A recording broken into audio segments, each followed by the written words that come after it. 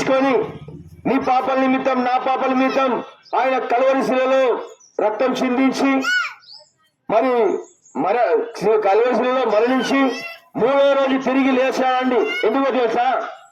నిన్ను ప్రేమిస్తుడు కాబట్టి, నీ పాపం పోవాలని. ప్రేమిటి సోదరుడా, మరి పాపం అంటే నేను పాపం అంటే నరహత్య పాపం, అబద్ధం పాపం, దొంగతనం పాపం, ఇతరులని హింసించడం పాపం అని మనం అంటాం. సరే అండి, ఇది పాపమే. అయినా నిజమైన పాపం అయితే సార్ ప్రేమిటి సోదరుడా, ఆజ్ఞాత్రికమే పాపం. ఆజ్ఞాత్రికమే పాపం.